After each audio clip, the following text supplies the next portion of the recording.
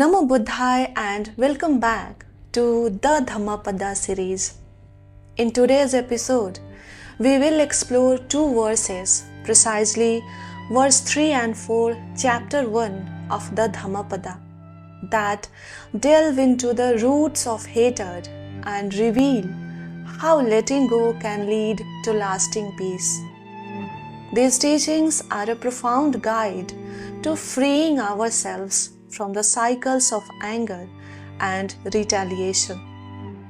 The Buddha speaks in chapter 1, verse 3 and 4 of the Dhammapada. He reviled me, he beat me, he conquered me, and he plundered me. Those who harbor such thoughts tie their minds to the intention of retaliation.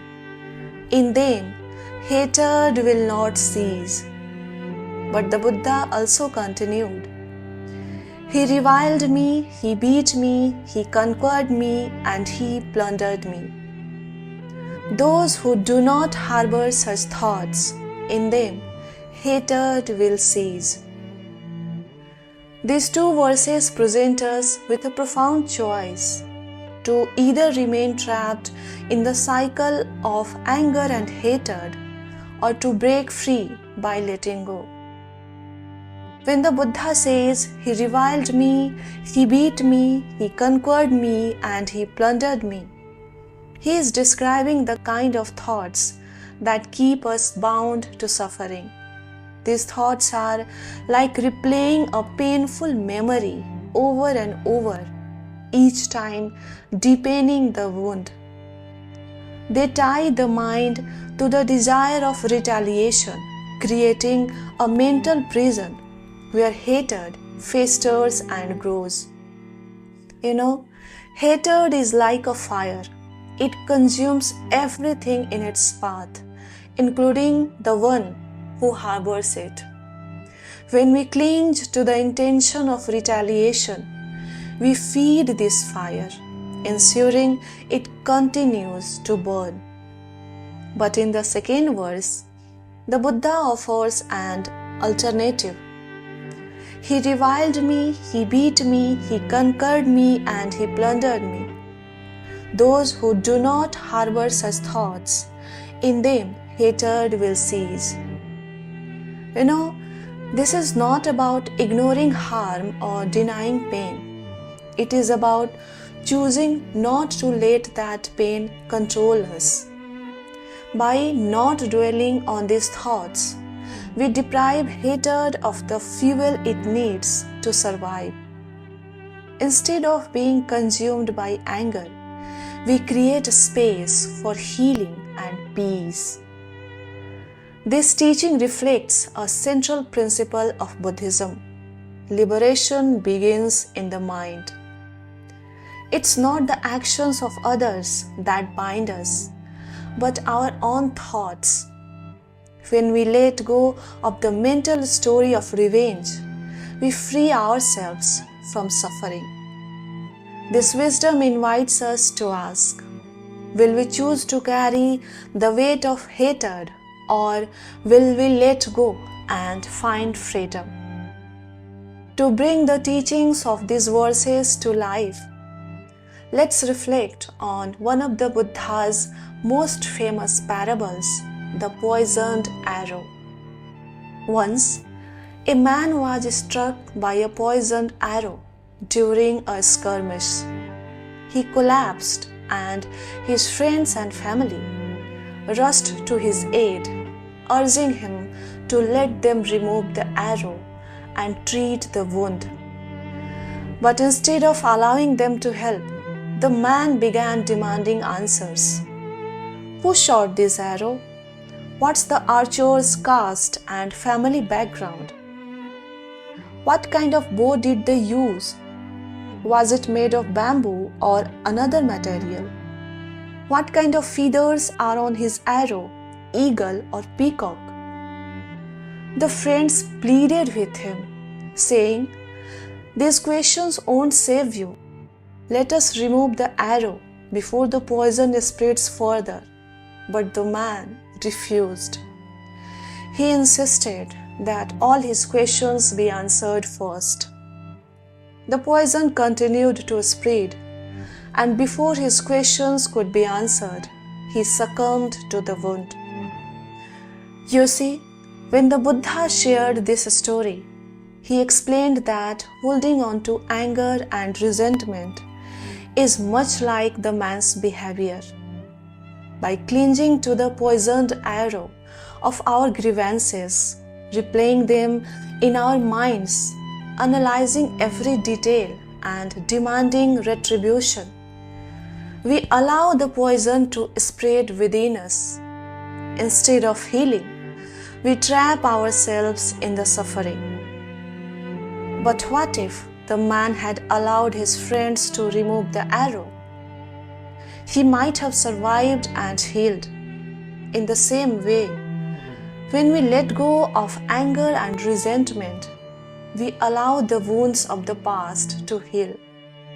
We free ourselves from the toxic effects of hatred.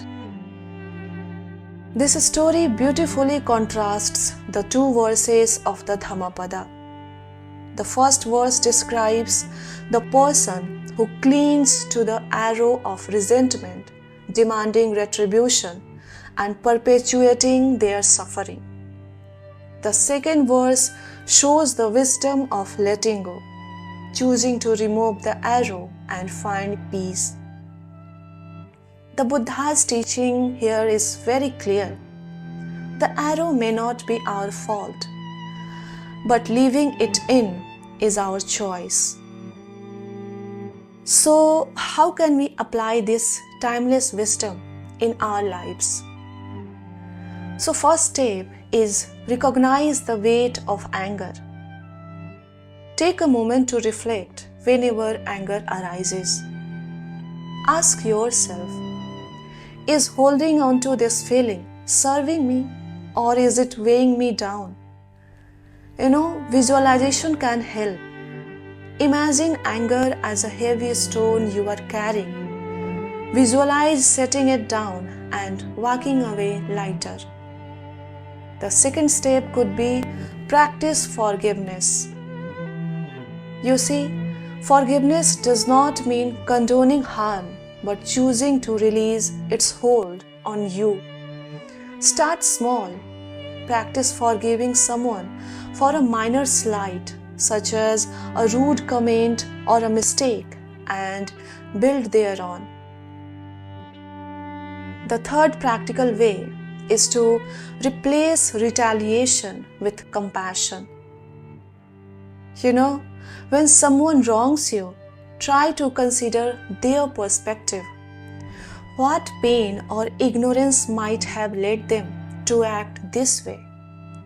Respond with kindness, or when silence is better, walk away without reacting. The fourth stage that Buddha suggested is meditation on loving kindness, also called as metta.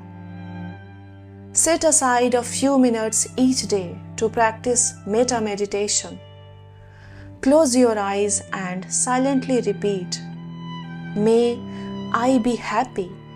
May I be peaceful." Then extend it to others as well.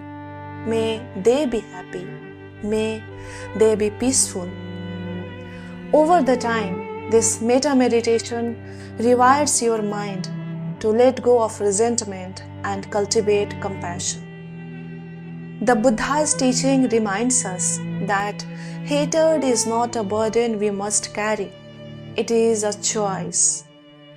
When we let go of anger and resentment, we free ourselves to experience peace and joy.